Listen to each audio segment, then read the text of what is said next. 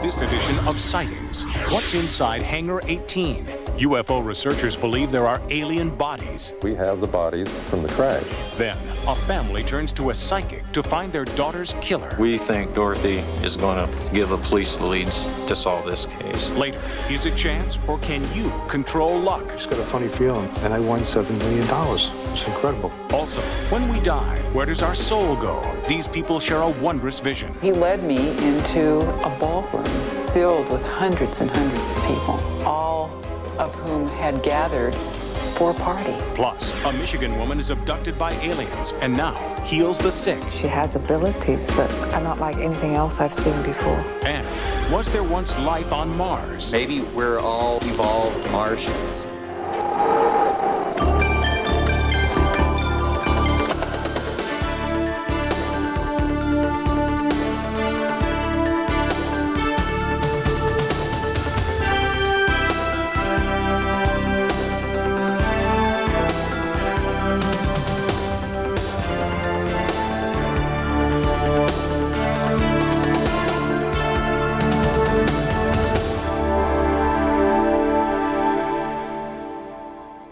Welcome to Sightings. I'm Tim White.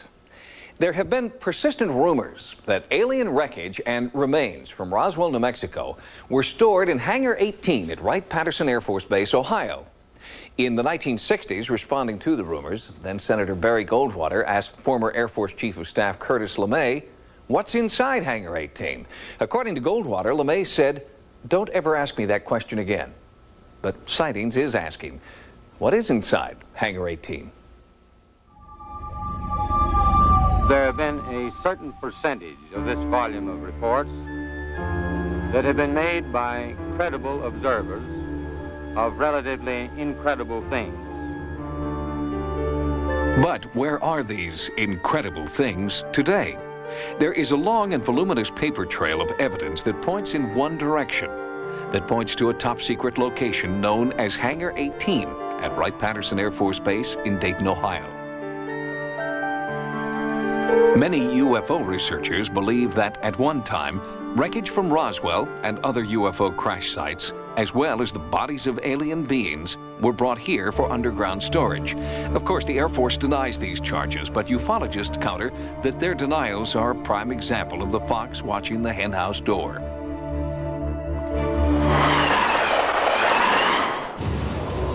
But why Hangar 18? When there were desert bases much closer to the original crash sites? Why truck the wreckage to a base thousands of miles away? There were several advantages to using Wright-Patterson, according to Professor Michael Swords. Wright-Patterson had several elements associated with it. It had a standard Air Force base at Patterson Field, and it had a high-technology testing facility at Wright Field. In between the two fields, it also had something unique to our government, and that was the Technical Intelligence Organization, so-called T2, or what became the Foreign Technology Division. During the Second World War, T2, the Foreign Technology Division, would receive crashed German rockets and aircraft. Their job was to reverse engineer the craft. T2's quarters were allegedly far underground in a maze of secret laboratories at Wright-Patterson. This is the sort of division that would have been appropriate to use for the investigation of UFO research and ultimately became the home for Project Sign and Blue Book. Rumors of UFO secrets being kept here have become part of Dayton, Ohio folklore.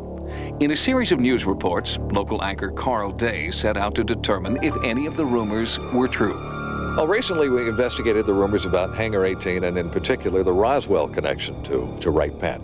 In July 1947, eyewitnesses at the Roswell crash site saw military personnel load wreckage onto trucks and cart it away.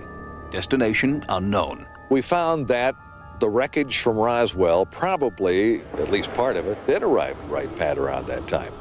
What happened to it? We couldn't find any record of that. We found that was sort of interesting. If, as the Air Force maintains, the wreckage was a weather balloon, why would it be transported via secret convoy from Roswell to Dayton? And once there, why would all record of a weather balloon retrieval disappear?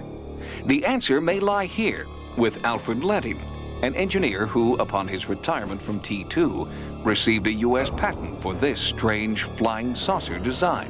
Al Ludding could have been influenced in his design by an alien type of technology, because when you look at his design, it is a low aspect, sort of ellipsoid shaped craft with two tiny tabs on the back that was taken extremely seriously by the Air Force.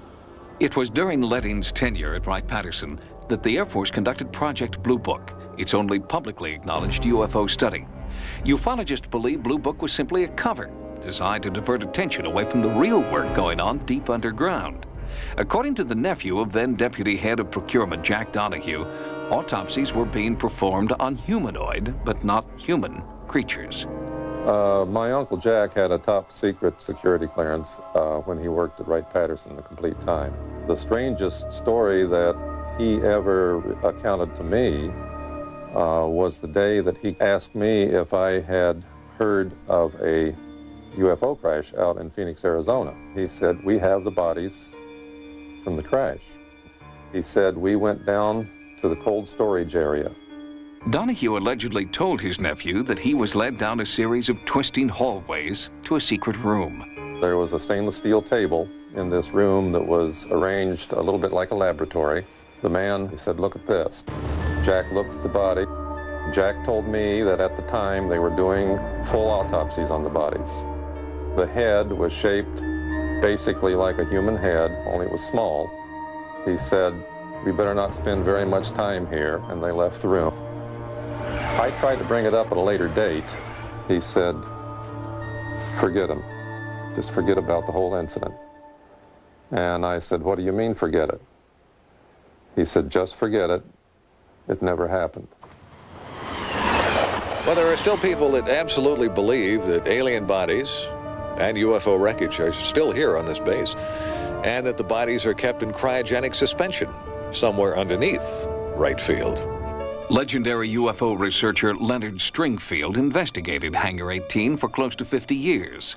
In a rare interview just prior to his death in 1994, Stringfield told Sightings that he had been able to track the progress of wreckage and alien bodies retrieved in several different parts of the Southwest. In the beginnings, some of them were shipped to areas in Los Alamos and the western sensitive areas from Albuquerque on down to Los Alamos and the whole region of New Mexico. And oftentimes for further analyses or study why they were sent to Wright-Patterson.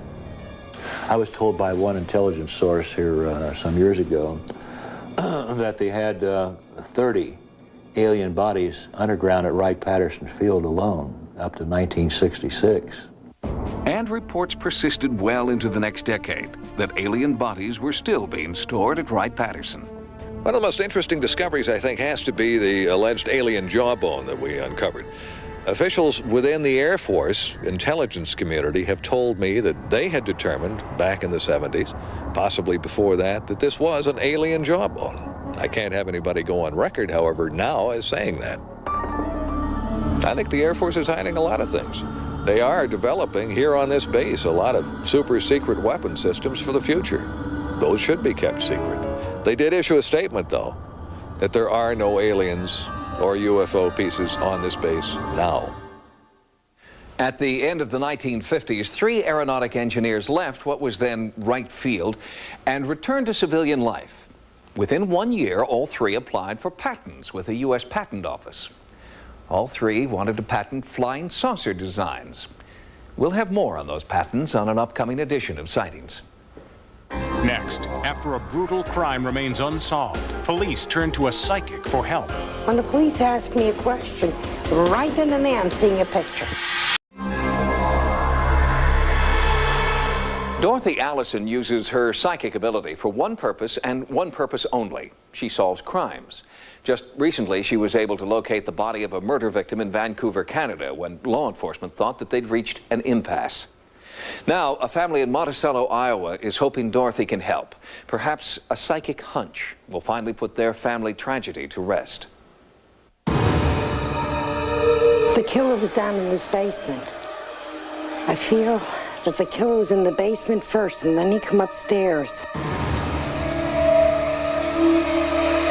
So this is the bedroom, I believe, where she was killed. And this is the spot, I see. 22-year-old Kathy Jo Cox Bolkin was murdered the day after Christmas 1993. Kathy's death haunts everyone in tiny Monticello, Iowa. A killer is still at large. The police are running out of leads, so they met with psychic detective Dorothy Allison at the request of Sightings. My first phone call to Dorothy kind of put the hair up on the back of my neck. She had mentioned a name of a person we had talked to, and she had no idea, you know, who we were dealing with or anything else. And right away, it kind of makes things a little eerie. And Dorothy's psychic impressions of the crime begin to come out as soon as she arrives in Monticello. She and Chief Walters move quickly to follow up on the explosion of images racing through Dorothy's mind. So this is where I feel the person that killed Kathy hangs out in. When the police ask me a question, right then and there I'm seeing a picture. The killer somehow comes along this path. Monticello, population 3,500, is a small farming and factory town unused to the big city horrors of rampant crime. The last time someone was murdered here was in 1974. Kathy's parents, who own a popular convenience store in town, recall how they discovered that their daughter was dead. We had a call from one of our customers at about 8:30 that morning, the 26th of December, and said, do you know your store isn't open? After failing to get his daughter on the telephone, he went to her house. Just pushed on the door wasn't latched, and walked in and yelled her name 2 or 3 times, no answer, and walked back to her bedroom and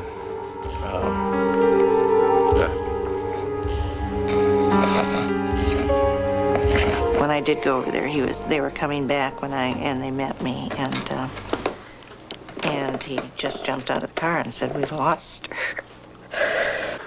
Kathy left behind one son, Michael, now 4 years old. Michael's father can't understand why anyone would kill Kathy. She was such a good-hearted person. She was, you know, down to earth, and I don't see where, you know, she didn't have a bad bone in her whole body. She was just good, you know. She always was smiling, and, you know, nothing really bothered her or got to her. A down-to-earth person. Among the images confronting Dorothy is a hunting lodge with horses nearby. Chief Walters takes her to a location just outside of Monticello that matches her psychic vision to a T. He's absolutely from here. And somebody she knew. This is not a stranger who walked in on her. But I do think her murder was planned. I don't think it just happened. I think this person was angry with her, very upset.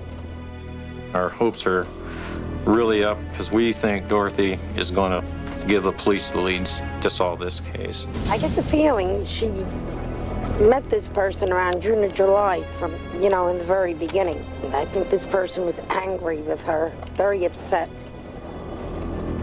And I believe she insulted him in many ways, and he took whatever she said as a big insult.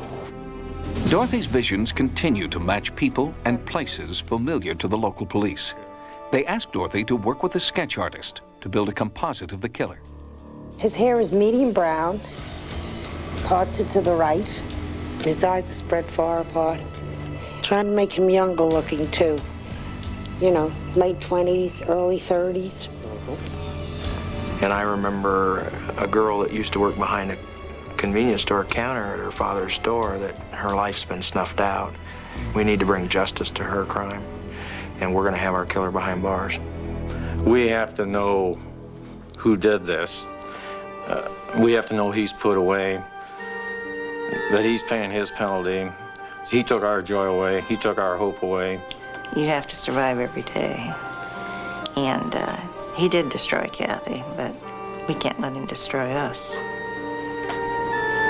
He didn't destroy Kathy's spirit because it lives on through all of us, and through her son, Michael. Here is another look at the man Dorothy Allison believes murdered Kathy Jo Bolkin. If you have any information about this case, please contact the Monticello, Iowa Police Department.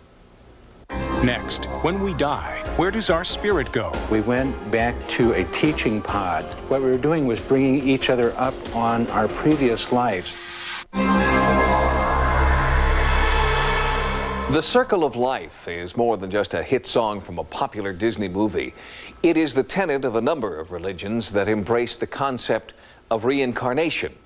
And for believers, the Circle of Life is a way of explaining what happens after we die. We simply go back to the place we were before we were born. Some describe it as a waiting room for the soul. Is death an overture or the final curtain? Buddhists believe that after death, we all walk a passageway from one lifetime to the next. That passageway is called Bardo, a place where your karma, the sum total of your life's good and bad deeds, determines your next incarnation. In Catholicism, there is also a place between heaven and hell where souls are evaluated. Catholicism certainly has the very definite teachings about purgatory. And purgatory, people usually think of it in negative terms. It's a very positive thing. I mean, you're on the outskirts of heaven. You're sort of in the suburbs of the divine city. Father Stephen Frost is a Catholic priest and a renowned religious scholar. I think the idea of a state that exists after death that is not the ultimate experience quite yet, probably, well, I can't say it's as old as human consciousness, but certainly is right there in the beginning. But how can we know that such a place exists? Catholics know because they have faith, but others say they know because they've been there. When I floated away from my body, I looked down. I don't mean to insinuate that I still had a body and had eyes, but I could see everything around me. I could see that there was a woman who was crying, and as I got higher, I see in the distance there is something that I am going towards. I come up to it, and as I approach it, the shapes become more and more distinct. Colleen Monahan believes that she had reached the very threshold of an afterlife. The vision occurred while she was exploring her past lives under hypnosis. I could see that it was a person who was very tall and dressed in a robe, rather like a monk. And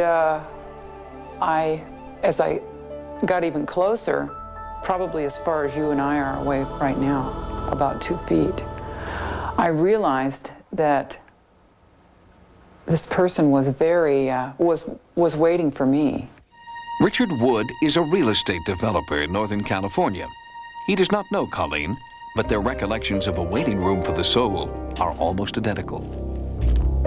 As I was pulling back from the body that I had just left, I experienced coming into this bright whiteness.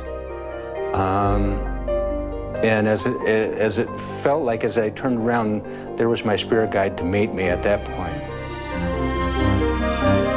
Colleen and Richard are both clients of Dr. Michael Newton, a noted hypnotherapist and past life researcher. A spirit guide is an individual entity who is very, very old and who is the first intelligent being to meet people after death. Dr. Newton lives in Grass Valley, California. His book, Journey of Souls, contains case studies that he's compiled over the past 10 years. I have learned that when we speak of a spirit guide, we are talking about a higher entity, which is a teacher. And so he led me into a ballroom. A huge ballroom filled with hundreds and hundreds of people. All of whom had gathered for a party. And every single one of them in a good mood, jolly, happy to see me. Hi, how are you? Where have you been? It's good to see you back.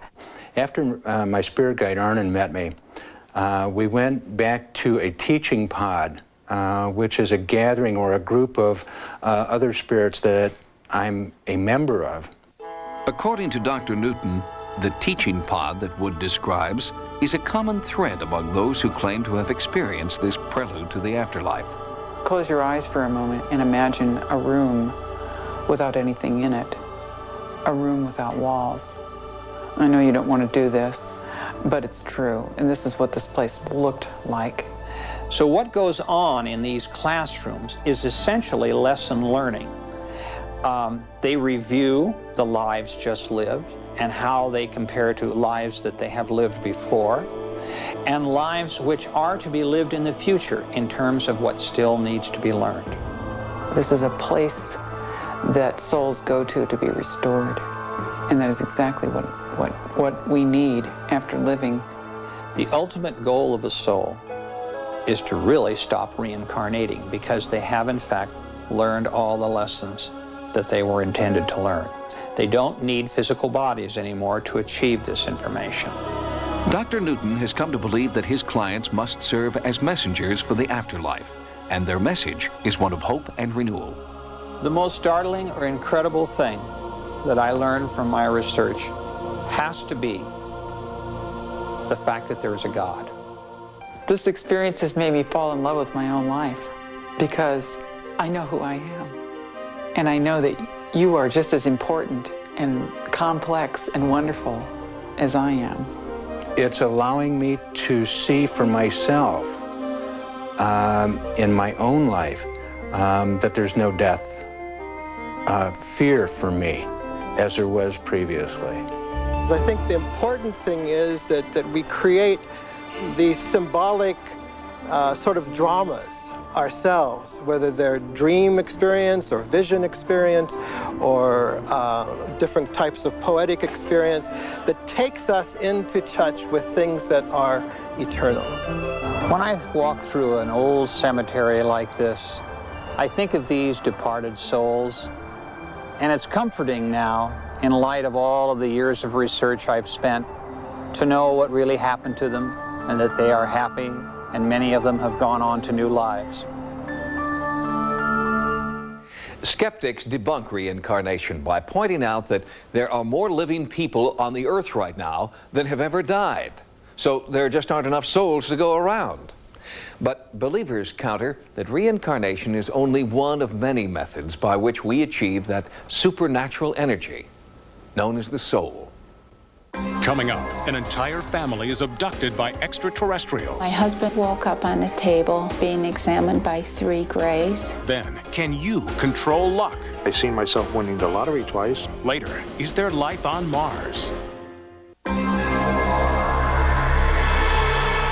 It is the sheer terror that people recall most vividly when describing what they believe has been an alien abduction experience. But now, some abductees are claiming that, along with the momentary terror, they are experiencing a profound and positive long-term effect. I woke up in the middle of the night, and I felt that there was someone alongside of the bed. And I reached my right hand out, and I touched the shoulder of someone who were probably the size of a 5-year-old. I was paralyzed. I couldn't move.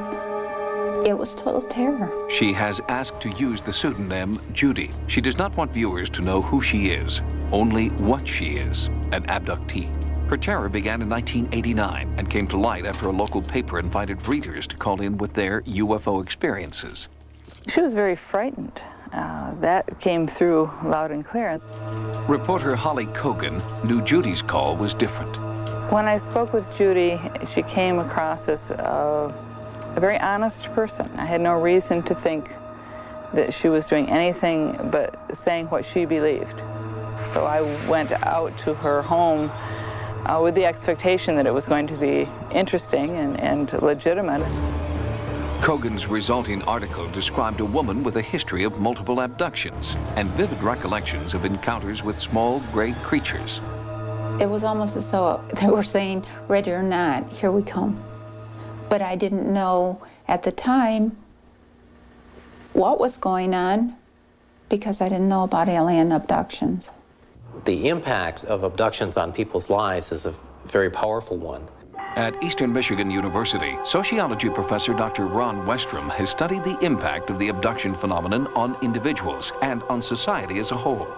The person adapts and they just sort of somehow manage to work it into their life until every so often something happens to them that makes them suddenly confront, you know, this really is happening. This is not just a dream. You can't just dismiss it. For months, Judy's family did not believe the bizarre stories she was telling them about her abductions. But then, without warning, The terror that had isolated her from the family began to spread. Now her husband and sister claimed that they were being abducted too. What was once a single case of alien abduction had now become what researchers term a multiple cross-generational family abduction.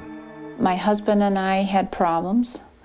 We came close to a divorce over this until he woke up on a table being examined by 3 Greys.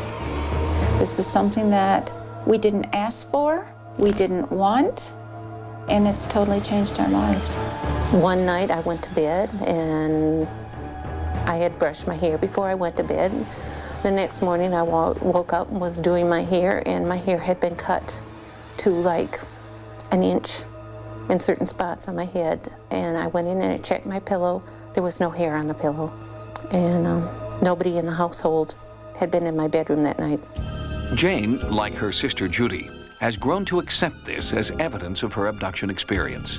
I just didn't bother really trying to figure out. I just took it that I had visitors. You know, I've grown up with it. It's like if you grow up with a limp, you get used to it. The phenomena seems to be centered around me, and a little curiosity with the other family members, but the bulk of the phenomena is directed at me. Judy believes that strange grass rings in the backyard are further evidence of UFO contact. We noticed that in the wintertime they would be bright, lush green. The patterns have expanded where there are rings joining rings and different designs. Dr. W.C. Levengood, a prominent research biophysicist known for his study of crop circles, was brought in to examine the unusual formations. In the lush green areas, the respiration of the grass is entirely different or out of phase with the normal grass. There is a definite indication that there's electromagnetic energy involved in the formation of the circles and its effect on the plants. Where does this anomalous energy come from? Could it come from an alien craft? We have a lot of intriguing data, but I think we've just scratched the surface. We do not understand yet how these energies are put together.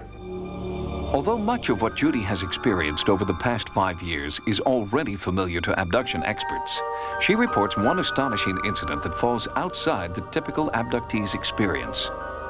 I woke up and there was a Grey by my side, left side, and he was putting in what appeared to be laser type objects in my brain. He put one in each temple, one here, and one in the back. And I was told that I would have an energy and that I would be able to help people who are ill.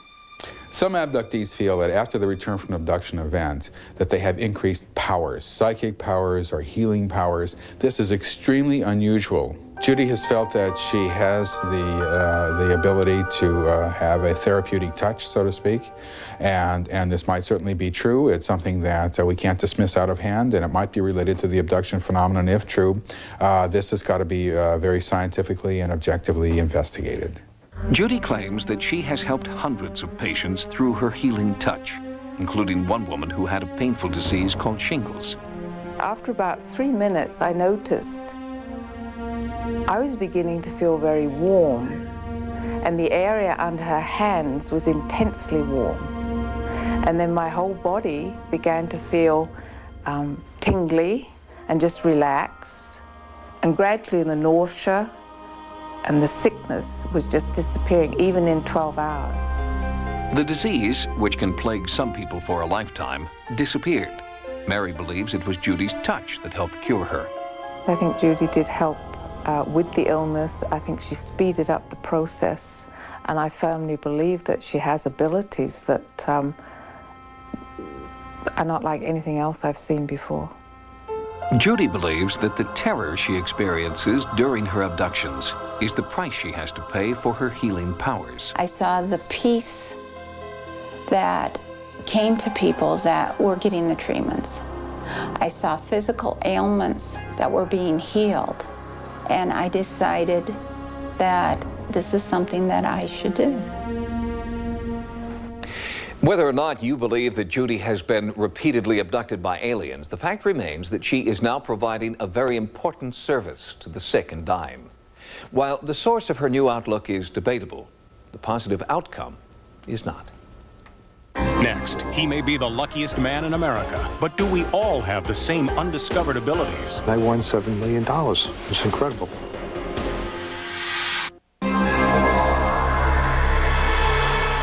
The odds of winning the lottery may be more than 1 in a million, but every week people plunk down their hard-earned cash in the hope that this time they'll be the one. This time they'll be that lucky one.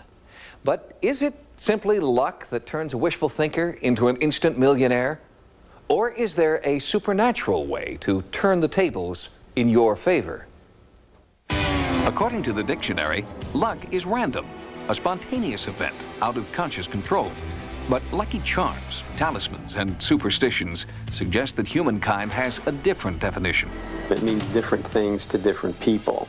I believe that the conventional notion of luck is happiness, good fortune. A research psychologist at the University of South Alabama, Dr. Vituli has studied both the psychological and mathematical components of luck. I think another aspect of luck that can't be ignored is the more statistical view in which luck is a product of a series of random events. I'm living happy today. Today I'm a wealthy man and I can do whatever I want. Travel, whatever. Many people consider Bernie Bobowitz the luckiest man on earth. His latest streak of luck started in 1985 when Bernie bought 3 New York State lottery tickets. Checking the first ticket, I took a pen and I automatically started circling winning numbers. Then I realized I had 5 winning numbers on my first ticket. So I checked the second ticket. And it was the same numbers again. Only thing, there was 1 digit different. And I'm counting 1, 2, 3, 4, 5, 6. I said, this is incredible. It can't be. Going through the rest of my tickets, I have another ticket with 4. 3 winning tickets. Incredible. Bernie hit the jackpot to the tune of $3.5 million. He was that 1 in a million lottery winner. And a few years later, he won again. I happened to be going through my mother's old Bible, and I got these numbers out of the Bible. And I just got a funny feeling. Bernie played them, and I did. And I won $7 million. It's incredible. Is Bernie a multimillionaire because he had a psychic hunch? Or is he somehow blessed by a higher power? Statisticians say he is neither. I think as humans we need explanations for things that happen to us. And when we attach words like luck or fate or words like that, we're simply trying to explain things that we can't explain any other way. As a professor of statistics at the University of California at Davis, Jessica Utz specializes in the study of chance and probability. I think a lot of luck is paying attention, applying what we know about increasing your probability of having good things happen to you or decreasing your probability of having bad things happen to you. I also think that using your intuition can increase what we call luck, because I think we have a lot of information in our minds that we're not even aware of. Bernie agrees that it was his intuition that made him a millionaire. I seen myself winning the lottery twice, and it happened. I see I'm winning a 3rd time. And not only a 3rd time, but even a 4th and 5th time. I can see this. And it will happen. It definitely will happen. If we assess the probability that he could win 3 times, the odds are incredibly remote. Nevertheless, this individual may personally assume that their chances are much better than others who haven't won. This individual has been reinforced and rewarded for their ventures, and therefore they're more likely to believe that they could try again and indeed win. Remarkably, there is scientific evidence to support the theory that intuition is a significant factor in changing your luck. In one experiment, cascading balls generate random or chance numbers. Dr. Utz has found that some people observing the cascading balls can anticipate the numbers before they appear. Parapsychologists call it precognitive ability. You can't predict the outcome, but you can assign probabilities to different outcomes. The same may be true of the future, that there are probable futures, and that some of those futures are actually more likely than others, and it may be that certain people can pick up on which of those futures are more likely. Buddhism has embraced this concept and given it a name, karma. Good karma or positive karma will lead to happiness, essentially.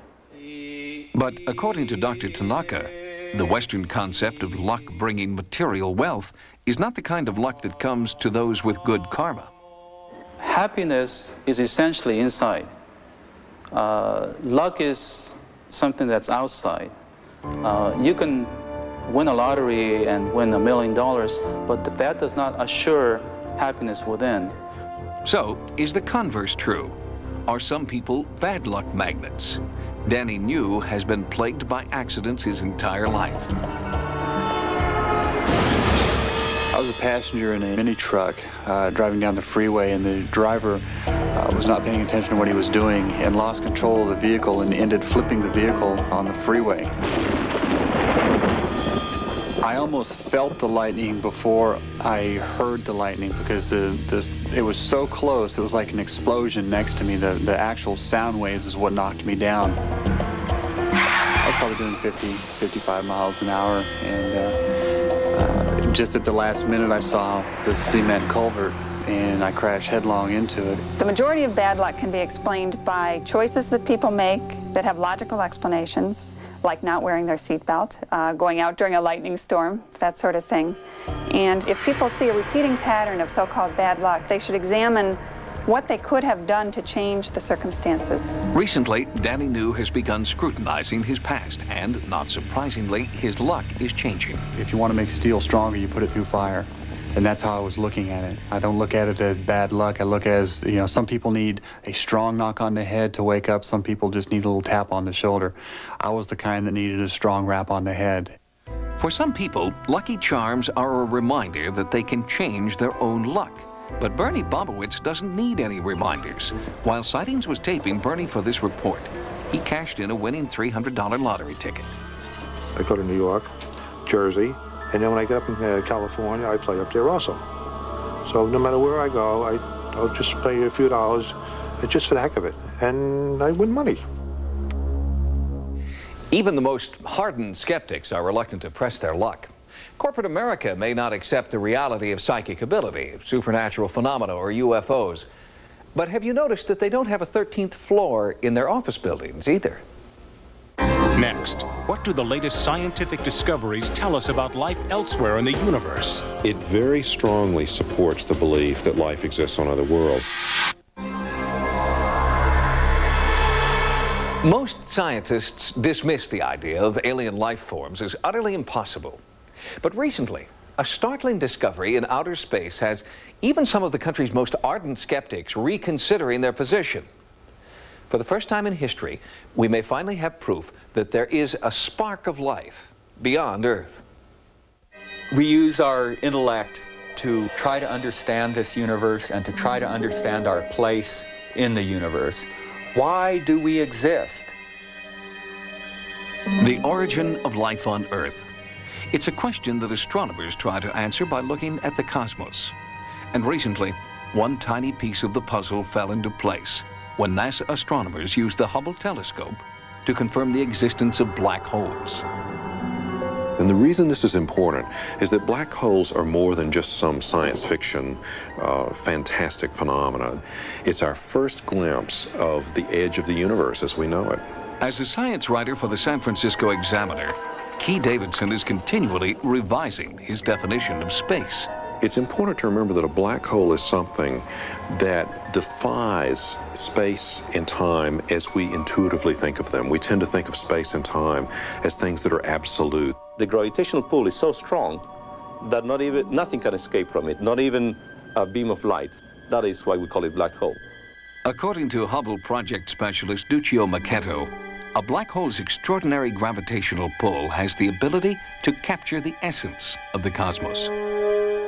We begin to get a better view, a better understanding of how the universe as a whole works, of how galaxies are formed, how stars are formed, how they evolve, and how we came to be. Think of a black hole as a cosmic factory where raw materials are sucked in and then transformed into stars, planets, and galaxies.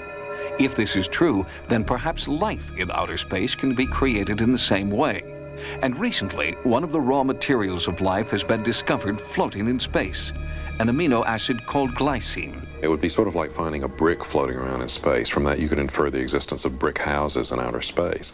Now, we don't know for sure that this glycine means that larger amino acid structures are forming in space, but it's a clue that the formation of the building blocks of life is a routine thing in the universe. If the building blocks of life are to be found routinely in space, can we presume that Earth is the only living planet? According to many scientists, no. Mars is the best prospect in the solar system at the moment for another life form. Planetary scientist Jay Malash theorizes that catastrophic collisions between celestial bodies millions of years ago could have sent enormous chunks of our planet hurtling into space. For example, the impact that killed the dinosaurs 65 million years ago left a crater almost 200 kilometers in diameter. That very well may have blown rocks off the surface of the Earth entirely, and those rocks could potentially carry microorganisms that would then be transported through space and fall on Mars. And if these planetary fragments carried life from Earth to Mars eons ago, could the reverse also be true? We have in our laboratories and museums chunks of Mars that have come to the Earth. Maybe terrestrial life has its roots on Mars. Maybe we're all evolved Martians. But for life to exist, there must be water. Geologist Jeff Cargill has found evidence that water once flowed on Mars. I would say that Mars is extremely water-rich. Now, most of its water is in the form of ice. It's a cryogenic planet today. There are certainly abundant indications that liquid water flowed on the surface. And some astrogeologists believe that microbes in a state of cryogenic suspension exist under Martian ice today. Life is very imaginative, and it finds ways of adapting to an extraordinary range of environments. We find living creatures in hot springs in Yellowstone. We find them living beneath the ice of Antarctica. And I have no doubt that, given enough time, life forms could exist on Mars just as they exist on the Earth. Less than 100 years ago, a nanosecond in cosmic time, we rode in horse-drawn buggies and depended on the Pony Express. Today, we're sending a robot to mine the surface of Mars. It may be sooner than we think before we have the ability to make contact with alien life forms we can only dream about today. Sightings has expanded its America Online area. Keyword Sightings when you log on for access to sighting stories, images, and events. To subscribe to America Online, call 1-800-591-3344. And you can still reach Sightings 24 hours a day at 1-900-933-7444. Until next time, remember, no mystery is closed to an open mind. For Sightings, I'm Tim White.